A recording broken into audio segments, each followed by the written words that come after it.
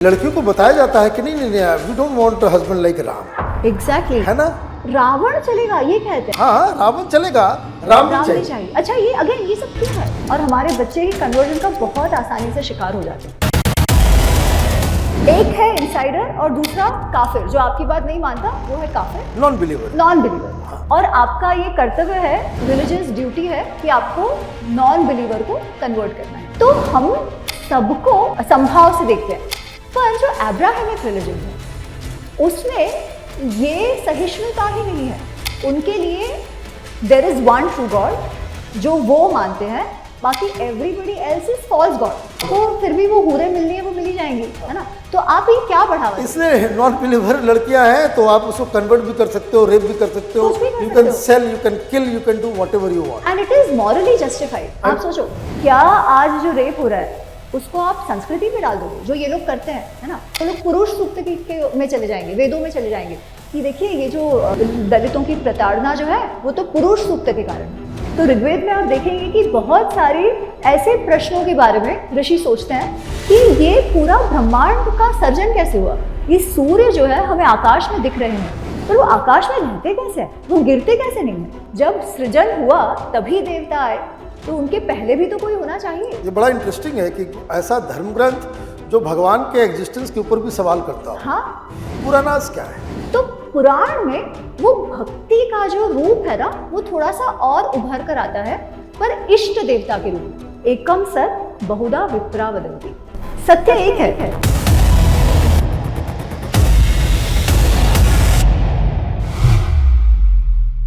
नमस्कार, capital TV में आपका स्वागत है। हम हिंदू हैं तो क्यों हैं? कुछ लोग कहते हैं हम सनातनी हैं। वेद, पुराण, उपनिषद वो हम जानते नहीं, एक ट्रेडिशन को फॉलो करते हैं। हमारे समाज में ये अनिवार्य नहीं है कि हमें वेद का ज्ञान हो या पढ़ाया जाए, लेकिन एक परंपरा है जो चली आ रही है, जिसके आधार पे हम गर्व से कहते हैं कि हम हिंदू हैं। क्या ये सफिशिएंट है? क्या आने वाले जनरेशन के लिए हम यही छोड़ के जाएंगे कि हम अपने आप को समझ नहीं सके, अपने धर्म को जान नहीं सके, अपने ग्रंथों के बारे में उसके मर्म को भी पकड़ नहीं सके? यह हमारा दायित्व है कि हम लोग खुद अपने आप को और आने वाले जनरेशन को बताएं हिंदुत्व क्या है, हिंदू क्या है, सनातनी क्या है, हमारे ट्रेडिशंस क्या है, हमारे वेद क्या है। और आज इस पॉडकास्ट में इन्हीं चीजों के ऊपर हम बातचीत करने वाले हैं। It is so important. और इस पॉडकास्ट के शुरू में ही मैं बता दूं, हमारे हाथ में एक किताब है, why are we this way, a guide to Hindu shastras.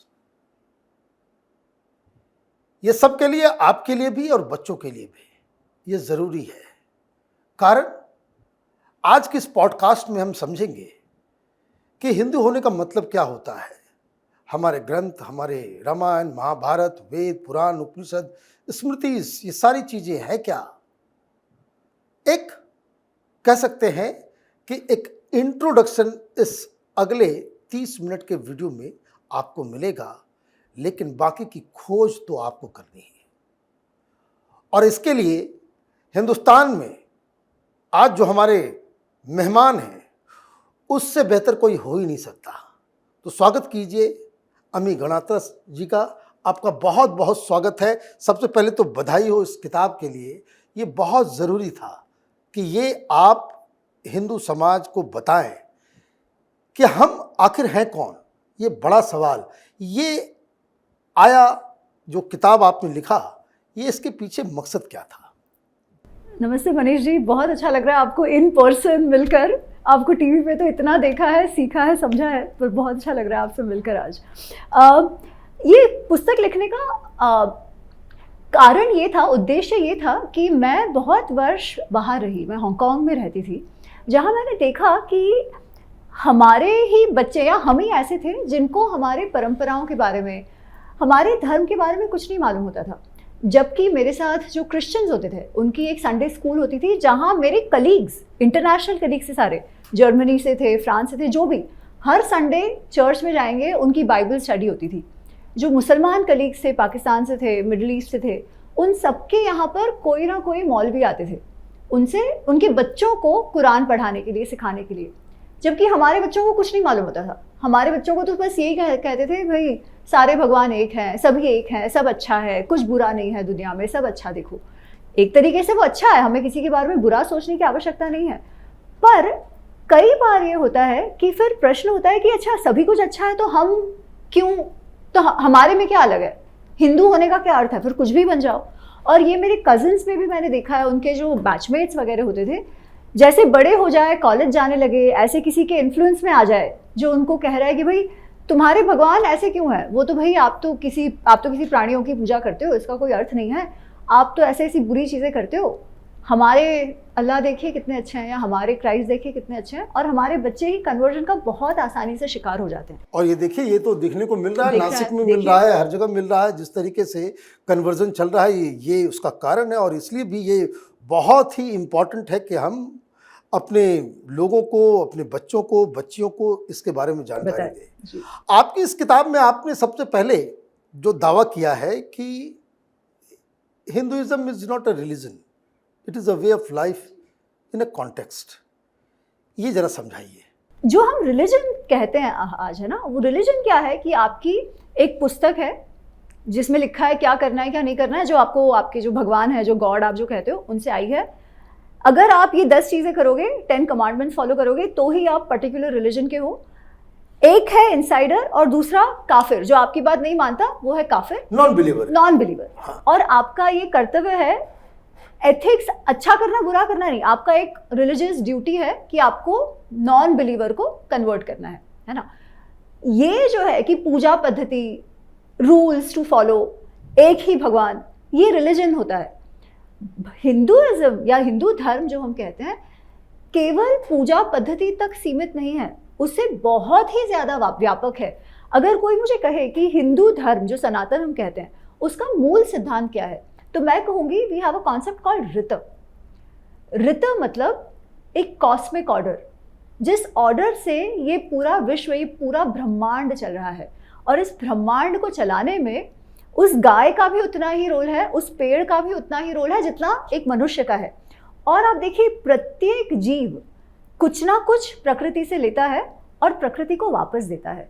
हमारे जीवन में भी मनुष्य प्रकृति से, प्राणियों से, मनुष्य से लेता है और कुछ ना कुछ उसे कंट्रीब्यूट करना होता है। जब ये बैलेंस रहेगा तभी ही ब्रह्मांड रहेगा। इसे अच्छा, ये आप देखिए, अगर पृथ्वी जो है वो अपना रोटेशन और रिवोल्यूशन थोड़ा भी उसमें बदलाव हो जाए तो सब कुछ खत्म हो जाएगा। तो वो क्या ऑर्डर है जिससे ये सब चल रहा है, जिसे हमारे ऋषियों ने ऋत कहा। और उन्होंने कहा कि मनुष्य का सबसे बड़ा कर्तव्य है, क्योंकि वो इस ब्रह्मांड का भाग है, कि वो इस प्रकार अपना जीवन जिए जिससे ये रत जो है उसमें वो अपहोल्ड हो। रत को जीना कैसा है, तो उसे हम धर्म कहते हैं। इसलिए हमारा धर्म, हम जब धर्म की बात करते हैं तो हम केवल किसी भगवान में आस्था की बात नहीं करते, वो भी है, भगवानों में आस्था भी है, प्रकृति के लिए, देवताओं के लिए भक्ति भी है, उनके लिए हम कहते हैं कि एक देव ऋण है हमारे पर, क्योंकि हम जो भी कुछ है वो देवताओं के कारण है। इसलिए उनकी पूजा पाठ करना, उनके लिए ग्रैटिट्यूड, कृतज्ञता करना वो तो आवश्यक है। पर केवल वो ही नहीं है, हम कहते हैं मनुष्य 5 ऋण लेकर जन्म लेता है। सब पर राज करने के लिए जन्म नहीं लेता, वो ऋण चुकाने के लिए जन्म लेता है। अब ये 5 ऋण कौन से हैं? देव ऋण की मैंने बात कही, दूसरा है ऋषि ऋण।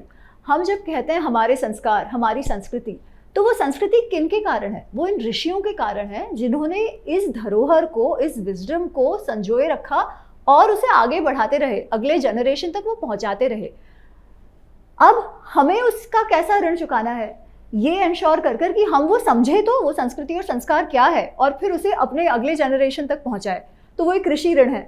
फिर है पितृ ऋण, जिसके लिए हम श्राद्ध तो करते हैं, क्योंकि अगर मैं आज कहती हूँ मेरा नाम है अमी गणात्रा, तो ये गणात्रा क्या है? वो आइडेंटिटी जो मेरा है, मेरा परिचय ही मेरे पितरों के कारण है ना। पितृ नहीं होते तो शायद आज मैं होती भी नहीं।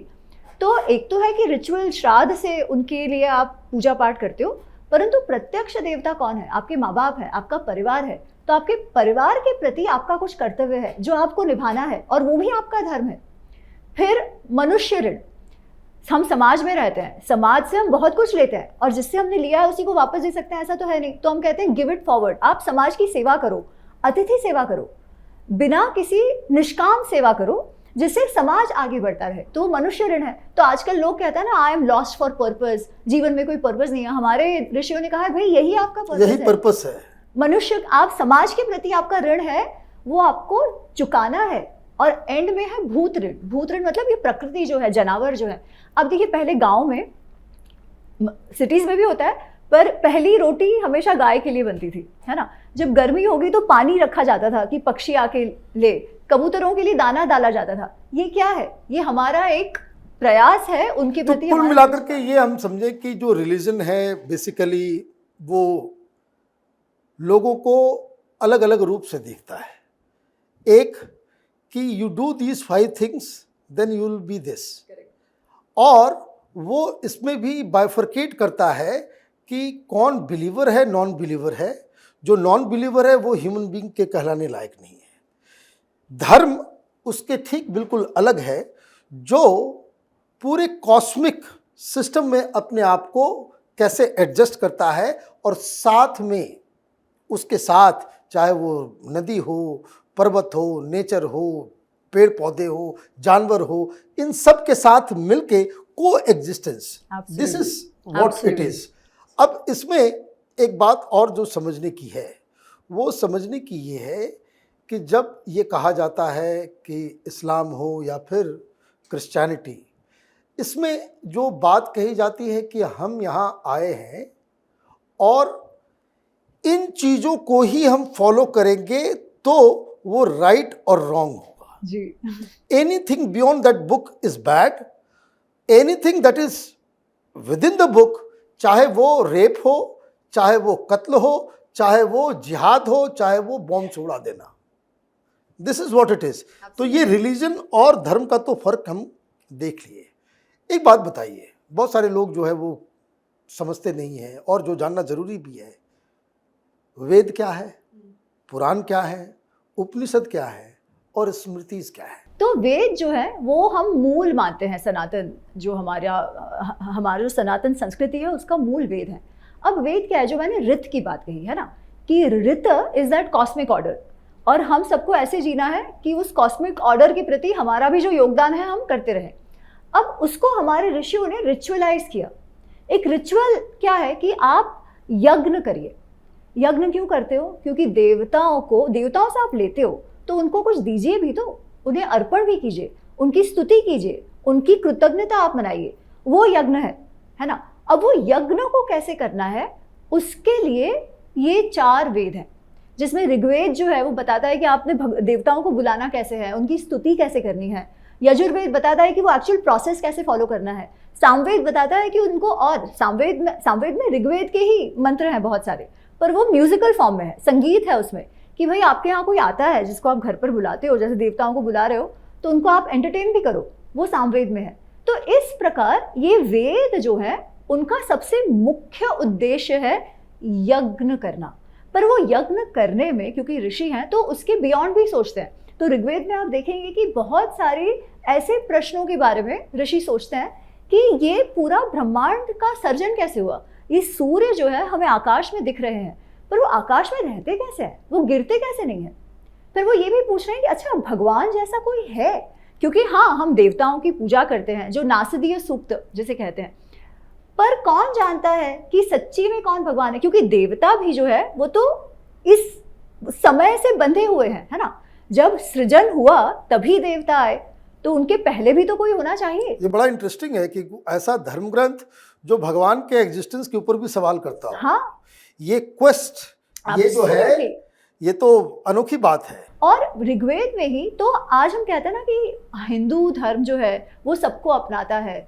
हम ये बहुत गर्व करते हैं कि हिंदू धर्म में कभी भी विज्ञान के साथ हमारा युद्ध नहीं हुआ, कि भाई हमने हमारे वैज्ञानिकों को जेल में डाल दिया, ऐसा कभी नहीं हुआ। जो भी नई डिस्कवरीज हुई है वो हमने बहुत आसान, भगवान के ऊपर चैलेंज करने वाले लोगों को भी हमने ऋषि माना है। चारवाक का पूरा दर्शन है।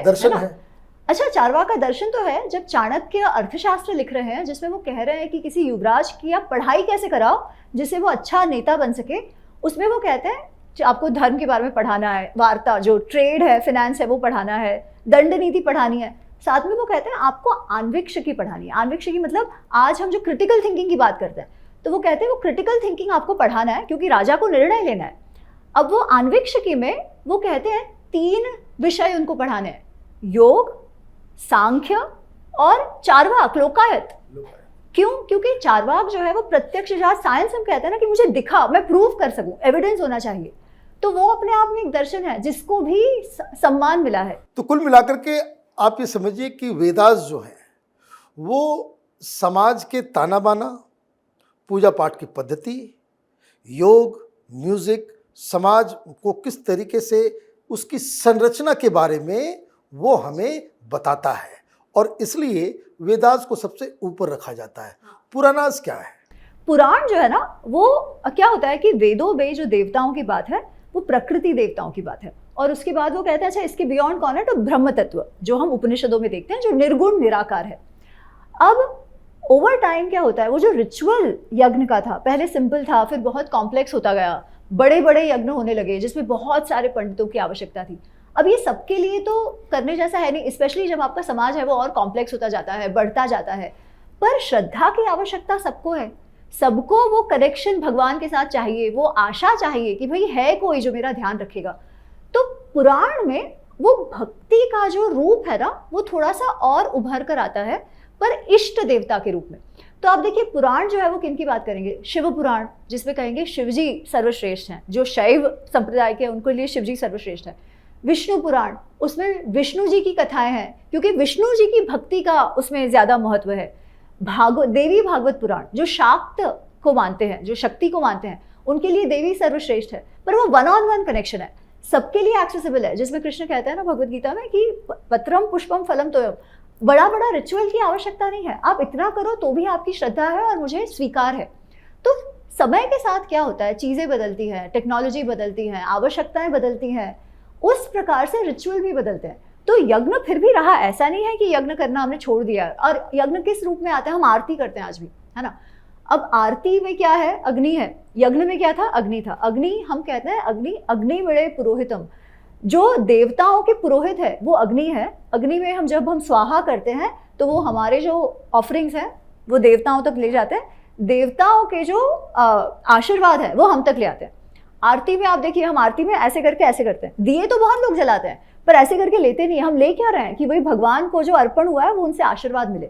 तो रूप बदल गया, भाव वही है कि आपको ऑफर करना है और लेना है। सिंपल शब्दों में समझे तो वेद ने एक चीजें जो स्थापित की, जैसे ऑर्गेनिज्म होता है सिंपल से कॉम्प्लेक्स बनता चला जाता है, समाज सिंपल से कॉम्प्लेक्स होता चला जाता है, मतलब स्पेशलाइजेशन शुरू हो जाती है। तो पुराणास जो है वो हमारे सारी चीज़ों को, हमारी प्रथा, हमारे ट्रेडिशन, पूजा पद्धति, भगवान और फिलॉसफी को वो थोड़ा और कॉम्प्लेक्स बनाता है और स्पेशलाइज्ड करता है। करेक्ट, यही इंडिविजुअल के लिए वो ज्यादा इम्पोर्टेंट कि सबके लिए हो जाए। अब आते हैं उपनिषद। पर इसमें भी देखिए, जब हमने उसमें थोड़ा बदलाव भी आया, इवोल्यूशन भी हुआ, तो हमने वेदों को छोड़ा नहीं है कि भाई अब ये खत्म, अब जो वेदों को मानेगा वो कुछ और हो गया, डिसबिलीवर हो गया। नहीं, ये नहीं हम कह रहे, हम अभी भी उसे मूल मान रहे हैं, उसको लेकर आगे बढ़ रहे हैं। जैसे मैं आपको एक आध एग्जाम्पल देती हूँ, कुछ कुछ जो आज हम मंत्र पढ़ते हैं, है ना,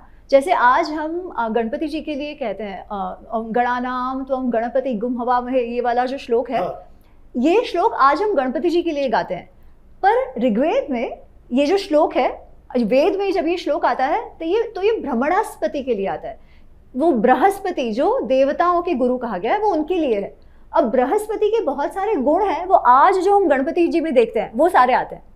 एक दूसरा, हम श्री रुद्रम की चैंटिंग अभी भी करते हैं, है ना, वो भी सीधा वेदों से आ रहा है। गायत्री मंत्र भी वेदों से है। ये इवन जो मृत्युंजय मंत्र है वो भी वेदों से आ रहा है, पर उसमें वो यज्ञ के लिए। तो इसका मतलब है कि जो हमारी जो संस्कृति रही है डिस्कार्ड करने की नहीं रही है, वो ट्रेडिशन को आगे बढ़ाने की और नए नए और सवाल पूछने की और नए तरीके से चीजों को। उपनिषद क्या है? उपनिषद वेदों का भाग है। तो जैसे आपने पुराण कहा, हमने वेद की बात कही, वेद को हम श्रुति मानते हैं। हम कहते हैं वेद किसी मनुष्य ने लिखे नहीं है, कोई ये नहीं कह रहा कि मैं वेदों का रचयिता हूं, कोई ऋषि ये नहीं कह रहा, वो कहते हैं हम मंत्र दृष्टा है, अर्थात ये ज्ञान जो है, ये ज्ञान प्रकृति में है, व्योमने परमे। वो कहते हैं कि जो प्रकृति है, जो व्योमन है, जो आकाश है, उधर वो ऋचा है, वो मंत्र है, हम केवल माध्यम बने उस ज्ञान को लोगों तक लाने के लिए।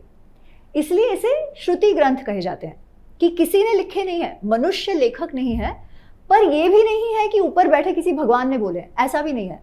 ज्ञान है तो कोई, वो आजकल आईपी की बात होती है ना, कॉपीराइट, वो कह रहे हैं नहीं, ये ज्ञान सबके लिए, हम इसको कॉपीराइट नहीं कर सकते, ये सबके लिए, हम केवल माध्यम बने। अब यहाँ तो एक अलग कंट्रोवर्सी चलता है कि भाई दलितों को अगर वेद जाप करता था तो शीशा जो है उसको कान में डाल दिया जाता था। पर आपको पता है एक धर्म सूत्र, तो ये जो मैं बता रही हूँ ना, ये श्रुति ग्रंथ है ना, जिसमें ऐसा सब नहीं है।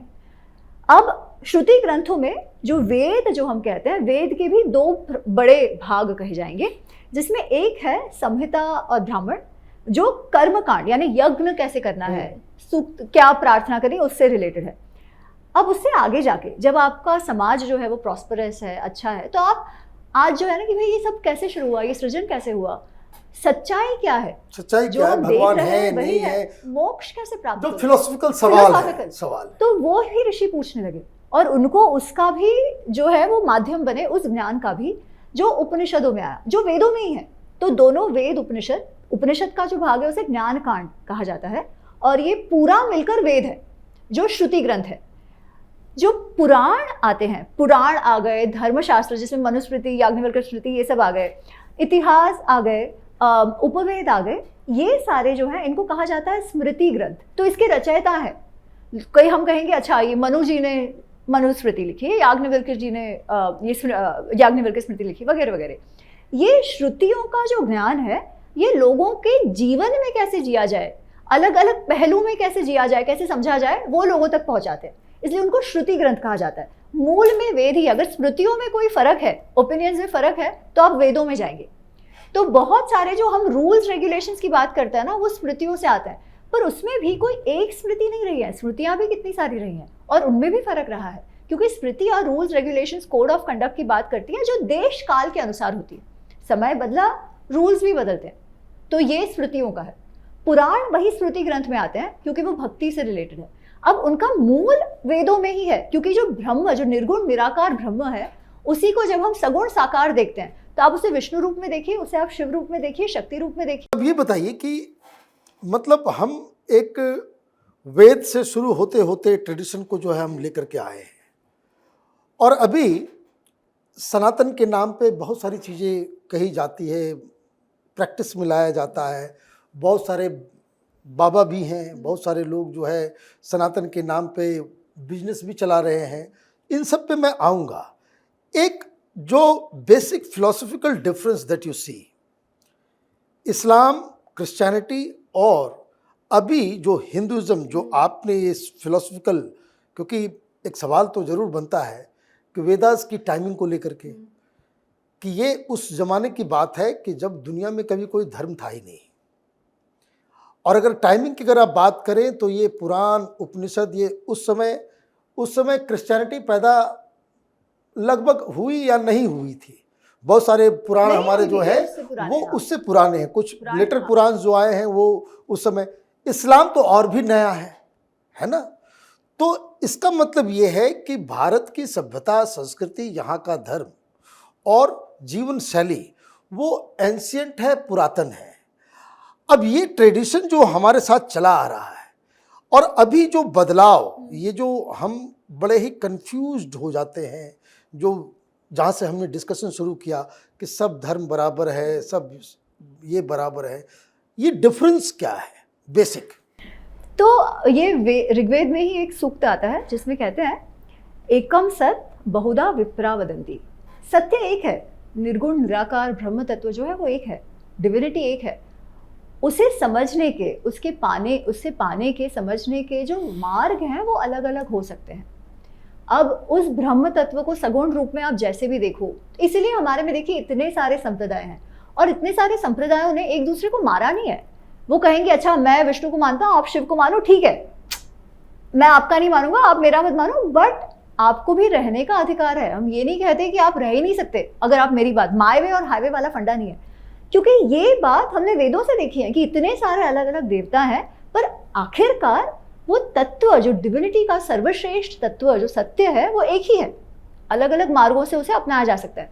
इसीलिए हमारा जब इंटरेक्शन क्रिश्चियनिटी से हुआ, इस्लाम से हुआ या किसी और से भी, तो हमें ये नहीं लगा कि अरे वो फॉल्स गॉड्स है ना, वो फॉल्स गॉड का कॉन्सेप्ट जो है, हमें लगता है हाँ जैसे हमारे भगवान है, विष्णु है, शिव है, वैसे आप औरों को भी मान लो, क्या फर्क पड़ता है। तो हम सबको उस आदर भाव से संभाव से देखते हैं। पर जो अब्राहमिक रिलीजन्स है उसमें ये सहिष्णुता ही नहीं है। उनके लिए there is one true God जो वो मानते हैं, बाकी everybody else is false god. गलत है, मतलब वो गॉड ही नहीं है, वो शैतान है, ऐसे वो मानते हैं। अब हम तो उनको आदर दे रहे हैं, पर वो आदर हमें वापस नहीं मिल रहा। ये प्रॉब्लम पहले नहीं थी हमारे लिए, क्योंकि अगर हम शैविज्म, वैष्णविज्म, शाक्त ये सारे देखें तो इवेंचुअली जाके तो इवन विष्णु पुराण और शिव पुराण में भी आता है, शिवाय विष्णु रूपाय शिव रूपाय विष्णुवे। शिव और विष्णु जो है वो एक ही है, इस पर झगड़ा नहीं करना है, ये समझ थी। पर अब्राहमिक जो धर्म है, जो रिलीजन्स है, उनके साथ अब ये नहीं हो रहा है। वो आपको शैतान ही मान रहे हैं, उनको यही लग रहा है कि आपको कन्वर्ट ही करना है। तो ये हमारी जो सहिष्णुता है, जो आदर है, जो एक्सेप्टेंस है, उसे हमारे ही विरुद्ध यूज किया जा रहा है। ये भी लगता है कि कभी कभी कि ये जो धर्म है उनका जो एंड गोल है और हमारा जो एंड गोल है उसमें भी इतना बड़ा अंतर है, उस वजह से भी मुझे लगता है कि बहुत ही असहिष्णु किस्म से जो है ये लोग बर्ताव करते हैं, है ना। हमने बात करी हिंदू धर्म is a way of life, है ना, पर अगर आप अब्राहमिक रिलीजन्स देखें तो वो वे ऑफ लाइफ नहीं, वो पॉलिटिकल है। उनको प्रोवेस चाहिए, उनको सब पर राज करना है ना, सबको एक जैसा बना देना है एंड अपना पावर हर जगह लाना है। शुरुआत अगर आप देखें क्रिश्चियनिटी का जो स्प्रेड हुआ वो कॉन्स्टेंटाइन से हुआ, वो पॉलिटिकल पावर उनका स्प्रेड करने के लिए हुआ था। इस्लाम भी देखा जाए तो कहीं ना कहीं वो पॉलिटिकल प्रोग्रेस के लिए ही है। कहीं ना कहीं नहीं, वो प्रॉपर वो बाकायदा कैलिफेट बनाया ही गया था इस्लाम के प्रचार के लिए, और बिजली की तरह जो है पूरी दुनिया में ये फैला। एक बात मैं भी जो कभी कभी मैं सोचता हूँ कि जैसे ये जो अब्राहमिक रिलीजन्स हैं, there is a starting point. भगवान ने जो है ना, खुदा ने, गॉड ने दुनिया बनाई, 7 दिन में बना, 8 दिन में बना, और एक क़यामत की रात आएगी, है ना, जिस दिन जस्टिस किया जाएगा, और ये दिस इज, और बाकी सारे लोग इस बीच में झूल रहे हैं, है ना। तो what we see, a linear understanding of time world, पूरा कॉस्मोलॉजी जो है वो लीनियर प्रोग्रेशन में चल रहा है। There is a beginning, there is an end. Hindu धर्म इसलिए भी अलग लगता है मुझे कि आवर कॉन्सेप्ट इज साइक्लिकल। हम साइकिल में चलते हैं, there is no beginning and there is no end. कोई चीज़ बिगिन हुआ है तो वो एंड करेगा, जो बिगिन नहीं हुआ वो एंड भी नहीं होगा। शायद इसलिए हम सारी चीज़ों को बर्दाश्त भी कर लेते हैं, ये सोचते हुए कि चलो भाई पार्ट एंड पार्सल है, घूम के वापस जो है वो उस पे आएगा। इनफैक्ट हमारा जो है सबसे बड़ा डिफरेंस है वो है कर्म सिद्धांत का। हम ये नहीं कहते कि आप अगर इस पुस्तक को मानोगे तो आपका अच्छा कर्म, बाकी आप कुछ भी करो, है ना, ऐसा नहीं है। हम कहते हैं आप जो भी करोगे उसका फल आपको भुगतना पड़ेगा। वो कर्म केवल किसी पुस्तक में मानने से या किसी भगवान में मानने से नहीं है। वो जो एथिक्स की बात आती है उस पर आपको विचार करके आपके प्रत्येक कर्म का फल आपको मिलेगा ही मिलेगा। जबकि, और इसीलिए हमारे वो आपका वापस जन्म होता है ना, पुनर्जन्म का है, क्योंकि इस जन्म में ही आपको सारे रिजल्ट्स मिल जाएंगे, ऐसा नहीं है। तो अगर इस जन्म में आप बुरा कर रहे हो और अच्छा हुआ है तो अगला जन्म लेना पड़ेगा आपको, वो जो भी उसके फल है वो भुगतने के लिए, है ना। इसीलिए कहीं ना कहीं ये कॉन्सेप्ट कि भाई नहीं मुझे अच्छा रहना है, ये थोड़ा सा हमारे में ज्यादा है। उसमें कैसा है, आपको दिमाग ही नहीं यूज करना ना। पुस्तक में लिखा है एथिक्स जो है वो आपका केवल बिलीवर्स तक सीमित है, राइट। नॉन बिलीवर्स के साथ आप कुछ भी करो कोई फर्क नहीं पड़ेगा, आपको फिर भी वो हूरें मिलनी है, वो मिल ही जाएंगी, है ना। तो आप ये क्या बढ़ावा, इसलिए नॉन बिलीवर लड़कियां हैं तो आप उसको कन्वर्ट भी कर सकते हो, रेप भी कर सकते हो, you can sell, you can kill, you can do whatever you want, and it is morally justified. आप सोचो वो टेक्स्ट के द्वारा जस्टिफाइड है। आपको मतलब स्वर्ग मिलेगा, जन्नत मिलेगी, जन्नत मिलेगी। अब एक बात बताइए, आप अपनी किताब में ये भी बताया कि जो हम अपने धर्म को जो देखते हैं वो वेस्टर्न फ्रेमवर्क से देखते हैं। क्या इसका मतलब है, क्यों देखते हैं, और ये इस वक्त कहना क्यों ज़रूरी है, लोगों को बताना क्यों ज़रूरी है कि हम अपने पर्सपेक्टिव को बदलें। अभी हम वेस्टर्न पर्सपेक्टिव से भी हिंदुइज्म को जो है आकलन करते हैं, क्यों आप ये कहती हैं? जो बहुत सारी चीज़ें जो हमारे धर्म में रही हैं या जो हमारे समाज में रही हैं वो ओवर टाइम बदलती रही हैं, क्योंकि इतना पुराना हमारा एग्जिस्टेंस रहा है ना, तो चीज़ें बदलती हैं, रूल्स बदले हैं, सब कुछ है। जब वेस्टर्न इंडोलॉजिस्ट या वेस्टर्न के जो लोग हैं वो हमारे कांटेक्ट में आए तो केवल पिछले 200 वर्षों में आए। जो भी वो कमेंट्री करते हैं वो केवल जो 200 वर्षों में उन्होंने जो देखा, जो उनके फायदे का था, उतना ही वो लोग देखते हैं। और किस अनुसार देखते हैं? अपने लेंस से देखते हैं, क्या सही है क्या गलत है। अच्छा, कुछ कुछ चीज़ें सही गलत हो सकती है, बात इसमें ये नहीं है, पर जब आपको ये कहते हैं कि अच्छा आपके समाज में अगर एक आध रेप हो गया तो वो आपका तो समाज ही ऐसा है, देखो आपके इतिहास में तो क्या हुआ था, द्रौपदी के साथ क्या हुआ, सीता जी के साथ क्या हुआ, ठीक है। अब ये कहाँ से आया कि आपका तो समाज ही ऐसा है? क्या आज जो रेप हो रहा है उसको आप संस्कृति पे डाल दोगे, जो ये लोग करते हैं, है ना? अच्छा, आज कोई आपके समाज में प्रॉब्लम हो रहा है तो वो क्यों हो रहा है? भाई जातिवाद आपका तो हमेशा से रहा है। और वो लोग पुरुष सूक्त में चले जाएंगे, वेदों में चले जाएंगे कि देखिए ये जो दलितों की प्रताड़ना जो है वो तो पुरुष सूक्त के कारण है। जबकि पुरुष सूक्त में तो ऐसी बात ही नहीं है। पुरुष सूक्त में तो कहते हैं कि जो चारों वर्ण जो है वो कैटेगरीज हैं, professional categories based on their work, और वो समाज व्यवस्था के लिए आई है। अच्छा, उसमें अब ये वो कहते हैं कि क्योंकि वो लेग से निकले, इसीलिए, क्योंकि पुरुष सूक्त में आता है कि ब्राह्मण मुंह से निकले, बाह से क्षत्रिय निकले, जांघ से वैश्य निकले और शूद्र जो है वो पैरों से निकले। पैरों से निकलना मतलब बुरा, बिकॉज पैर अपेरेंटली बुरे हैं। तो ये वो लोग जस्टिफिकेशंस देते हैं। और बड़ी मजेदार बात यह है कि चाहे वो अरिस्टोटल हो, प्लेटो हो, सोक्रेटिस हो, उन्होंने भी ऐसा ही वर्गीकरण किया है एग्जैक्टली सिंपल इसी तरीके का वर्गीकरण किया है, लेकिन वो उसके ऊपर कोई चर्चा है। पर उसमें भी वो लोग चेरी पिक करते हैं। हाँ। क्योंकि पुरुष सूक्त में ही आगे पहले तो मनुष्य की समाज व्यवस्था की बात होती है, फिर और वस्तुओं की बात आती है, जिसमें वो कहते हैं धरती जो है वो भी पैरों से निकली है। तो आप धरती को बुरा मानोगे क्या? और पहली बात तो पैर क्यों बुरे हैं? कोई पैर नहीं होगा तो हम खड़े रह पाएंगे क्या? आप सोचो, एक बार मुंह से कोई बोले नहीं तो चल जाएगा, पर आप चल नहीं पाओगे तो कैसा होगा, राइट? तो इस प्रकार हमारे ग्रंथों को जानबूझ के वेपनाइज किया गया। और अब ये क्यों हुआ? क्योंकि हम तो पढ़ते नहीं है, हमें तो कुछ मालूम नहीं है, राइट? जैसे वो लोग, इवन जो मैं कह रही थी कि द्रौपदी सीता जी की बात करेंगे और बताएंगे देखिए हम आपके यहाँ तो स्त्रियां जो हैं वो हमेशा प्रताड़ित नहीं, लड़कियों को बताया जाता है कि नहीं we don't want a husband like Ram. Exactly, है ना? ये जेएनयू में प्रोफेसर्स को कहते हुए मैंने सुना, फीमेल प्रोफेसर्स हमारे क्लास में लड़कियों को बताए कि नहीं, राम नहीं चाहिए, रावण चलेगा, ये कहते हैं। हाँ, रावण चलेगा, राम नहीं चाहिए। अच्छा, ये अगेन ये सब क्यों है? क्योंकि हमने हमारे जो मूल ग्रंथ हैं वाल्मीकि रामायण वगैरह पढ़ना ही छोड़ दिया है। रावण जो है वो जितने लड़कियों के साथ उसने दुर्व्यवहार किया है, और श्री राम ने जितना हर एक स्त्री को आदर दिया है, इस पे बात ही नहीं होती। अगेन वही है, क्योंकि हम अपने आप को ही नहीं जानते, हमारे समाज को नहीं जानते, हम ये नहीं जानते कि वेदों में भी मंत्र दृष्टा स्त्रियां भी रही हैं।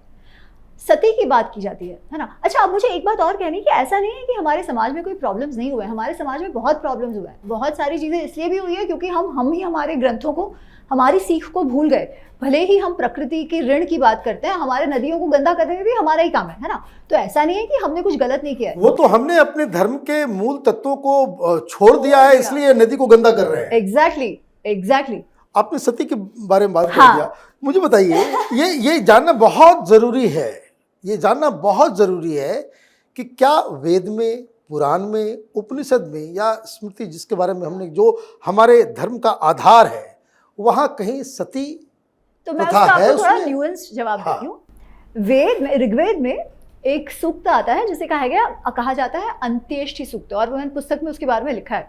अंत्येष्टि सूक्त का जो आखिर का मंत्र है, उसमें जो ऋषि है वो जो जिस स्त्री के पति गुजर गए हैं उसे कहते हैं, ओ स्त्री अब तुम उठो और वापस अपने जीवन जीने लगो, वापस अपने समाज में वापस जाओ और जीवन जीने लगो। अब इसमें सती का कहाँ उल्लेख है? ही नहीं।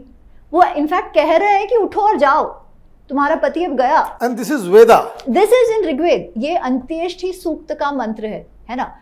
तो वेद में कहीं पर भी ऐसा कोई उल्लेख नहीं है कि स्त्री को पति के साथ आग में जाना है, ठीक है। परंतु धर्मशास्त्र में आते आते या पुराण में भी कहीं कहीं ऐसी बातें हैं कि जो स्त्री इस प्रकार वॉलंटियरली अपने पति के साथ चली जाती है, उनके अग्नि में उनके साथ जाती है, उसे बहुत पवित्र कहा जाता है। क्योंकि सती देवी की कथा है ना, अपने शिव जी के लिए उन्होंने अग्नि में अपना जीवन त्याग दिया, तो अच्छा माना जाता है। पर उन्हीं कथाओं में जब किसी स्त्री को ऐसा करना है तो सब उसे मना भी करते हैं कि ऐसा करने की आवश्यकता नहीं है।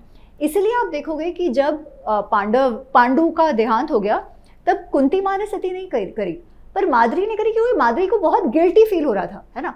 और भी एग्जाम्पल्स हैं जहां स्वयं से स्त्रियों ने ऐसा किया हो, पर ऐसा कोई एग्जाम्पल नहीं है जहां जबरदस्ती उनको ढकेला गया हो। परंतु जो मूल वेद है उसमें तो इससे विपरीत उल्लेख है कि ओ स्त्री तुम उठकर अब जाओ, तुम्हारे पति जो है वो अब पंचमहाभूत में शामिल हो गए। हिंदू धर्म का वो हिस्सा नहीं है।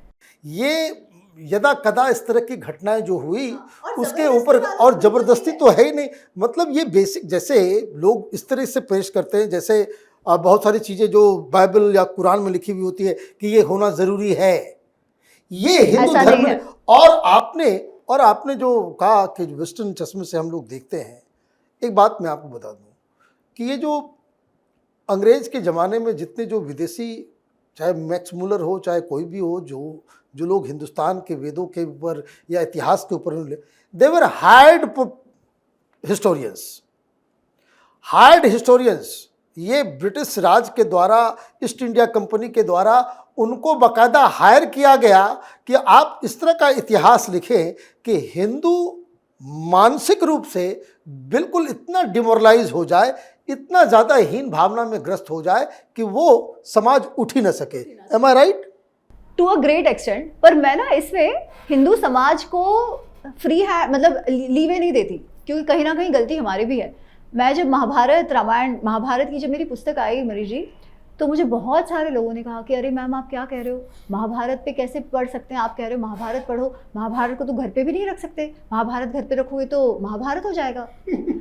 ये लोगों की मान्यताएं हिंदू समाज में हैं आज भी, जिसके कारण हमने हमारे ही ग्रंथ पढ़ना छोड़ दिया। अब ये आप ब्रिटिशर्स को तो नहीं कोस सकते इसके लिए। उन्होंने अपने इंटरेस्ट के लिए, अपने स्वार्थ के लिए जो करना था वो करा, हमने क्या करा। इसलिए मुझे लगता है कि हमें ये तो समझना है कि उन्होंने किस प्रकार हमारे नैरेटिव्स को चेंज किया। अच्छा, जब ये फेमिनिज्म की बात आती है और जो लोग कहते हैं फेमिनिज्म या लिबरलिज्म, जो लिबरल होना, फ्रीडम, वेस्ट उसका बेंचमार्क है, तो मैं उनको कहती हूँ भाई साहब आप एक बात देखो, फेमिनिज्म क्यों आया, क्यों आवश्यकता पड़ी। जर्मनी और स्विट्जरलैंड में स्त्रियों को वोटिंग राइट्स पता है आपको कब मिले? 1970s में, 1970s। तब हमारे यहाँ इंदिरा गांधी प्राइम मिनिस्टर थी, जब स्विट्जरलैंड में स्त्रियों को वोटिंग का भी अधिकार नहीं था। और हमें क्या कहा जाता है, आपके यहाँ स्त्रियों की प्रताड़ना होती है महाभारत रामायण के कारण। महाभारत रामायण के कारण आप देखिए, we are the only religion जिसमें महिलाओं को देवों से ऊपर स्थान मिला हुआ है। देवों से, भाई आप दुर्गा से ज़्यादा कोई लिबरेटेड है, दुर्गा से ज़्यादा कोई पावरफुल है? तो ये तो बेसिक, ये बात बिल्कुल आपने सही कही कि लोगों को इतना ज़्यादा मानसिक रूप से गुलाम बना दिया गया कि हम उस हिसाब से सोचते हैं। महाभारत जैसी पुस्तक और जो कहानी है वो अनपैरेलल्ड है। और अभी पूरी दुनिया सेकेंड वर्ल्ड वॉर के बाद किस तरह से युद्ध होना चाहिए, है ना, और कई सारे जो है उसके डिक्टम्स निकाले गए, ये होना चाहिए, वो होना चाहिए। पीएचडी स्कॉलर के सामने ये बच्चे हैं, जिस तरीके से युद्ध महाभारत का हुआ था, जो इसको कहते हैं जिस सैंक्टिटी के साथ और जिस नियम कानून के तहत वो युद्ध होता था, वो दुनिया में अपने आप में एक मिसाल है। खैर, एक बात बताइए, नए जनरेशन को आप क्या कहिएगा, और खास करके लड़कियों को? मैं कहूँगी लोग जो आपसे कहते हैं वो कान बंद करके सुनिए मत, क्योंकि सब अपना अपना एजेंडा चलाते हैं जिसमें आप केवल एक प्यादे हो। सबका अपना एजेंडा है जिसमें केवल आप प्यादे हो, आपको वो एक प्यादे की तरह यूज़ करते हैं। वो मत बनो, किसी के एजेंडा में मत आओ। आपको अगर प्रश्न है आपकी संस्कृति के बारे में तो उसे पहले समझो। मैं ये नहीं कह रही प्रश्न मत करो, मेरे ख्याल से प्रश्न करना आवश्यक है। मैंने भी जो करा वो इसलिए मैं कर पाई क्योंकि मुझे प्रश्न थे। पर प्रश्न किस भाव से करो, प्रश्न समझने के लिए करो, डिसमिस करने के लिए मत करो। तो जो प्रश्न आते हैं उसको किसी रैंडम, आपको किसी लिबरल लेफ्टिस्ट ने कह दिया कि अरे आप में ये बुरा है, उसके कहने पर मत मान जाओ। सोर्सेज में जाओ, पता करो न्यूएंस क्या है वो पता करो। ये बहुत आवश्यक है। अगर आप सच्ची में प्रश्न अपने आप को समझना चाहते हो तो अपने ग्रंथों द्वारा अपने को समझने का प्रयत्न करो। और केवल वहाँ तक मत रुको, जो सामने वाला है उनको भी समझो। जो मेरे मित्र पंकज कहते हैं, स्वयं बोध शत्रु बोध दोनों ही होना आवश्यक है। अपने आप को भी समझो। इसका अर्थ ये नहीं है कि हमारी कुछ बुराइयां हैं वो बात मत करो, आंखें बंद कर लो, देखो मत, ऐसा नहीं है, वो भी करना है। बट ये भी याद रखो कि हमारा समाज हमेशा से स्वयं से अपने आप से इवॉल्व होता ही रहा है, हमेशा से। हमें कभी वोटिंग राइट्स के लिए लड़ना नहीं पड़ा। तो ये भी आप उसे अप्रिशिएट करिए। और जो बाकी आइडियोलॉजीज हैं उसे भी समझिए। आपको लग रहा है लेफ्टिज्म आपके फ्रीडम के लिए बात कर रहा है, आप कम्युनिस्ट कैंप्स में जो नक्सलवादी मूवमेंट थी उसमें स्त्रियों की जो हालत थी, जो एक्सप्लॉइटेशन था, वो देखिए तो सही, वो पढ़िए तो सही। केवल कोई अच्छी इंग्लिश बोलता है इसलिए आपको लगता है कि वाह वाह बहुत अच्छी बात है, केवल बड़ी बड़ी बातें करता है तो आपको लगता है हाँ हाँ ये आइडियोलॉजी। ऐसा मत करिए। जो भी जानना समझना चाहते हो एक स्टेप ज़्यादा लेकर डीप में जाइए, दिमाग खुला रखिए और मन खुला रखिए। मतलब हिंदू बनिए, हिंदू बनिए और शोध कीजिए, सर्च कीजिए। इनलाइटनमेंट जो है वो सर्च में ही है, खोज में ही है। आपका बहुत बहुत धन्यवाद। ये हमारे लिए बहुत ही गर्व की बात है कि आप कैपिटल टीवी पे आई और हमारे स्टूडियो में आकर अपने इस किताब के बारे में बताएं। इस किताब को ज़रूर पढ़ना है, इसलिए क्योंकि ये आपको आगे किस तरह से सवाल करने हैं, क्वेस्ट आपको इस किताब को पढ़ने के बाद ही सही तरीके से मिलेगा। आपका बहुत बहुत धन्यवाद। जय सिया राम। तो वीडियो थोड़ा लंबा हो गया लेकिन पूरा देखने में मज़ा तो ज़रूर आया होगा। दो बातें मैं अपनी तरफ से कह दूं। आज के बच्चे, आज का जनरेशन, उनको फ्रीडम चाहिए, बिल्कुल चाहिए। हिंदू धर्म से ज़्यादा फ्रीडम तो किसी में नहीं है, किसी में नहीं है। यह धर्म अकेला है जिसमें सवाल करने की इजाज़त है। और सबसे बड़ी चीज़, हिंदुइज्म द ओनली रिलीजन जहां स्पिरिचुअल लिबर्टी है, स्पिरिचुअल फ्रीडम है। आप अपने ढंग से, अपने हिसाब से अपनी स्पिरिचुअलिटी को एक्सप्लोर कर सकते हैं। ये हिंदुइज्म सिखाता है। बाकी धर्मों में आप स्पिरिचुअल स्लेव बनते हैं। ये फ़र्क को हमेशा ध्यान रखिए। और मैं फिर से कहूँगा कि गाइड टू हिंदू शास्त्रा, इसको ज़रूर आप पढ़ें और भी लोगों को रेकमेंड करें। वीडियो अगर आपको अच्छा लगा तो आप इसे लाइक करें, शेयर करें और कैपिटल टीवी को सब्सक्राइब करें। धन्यवाद।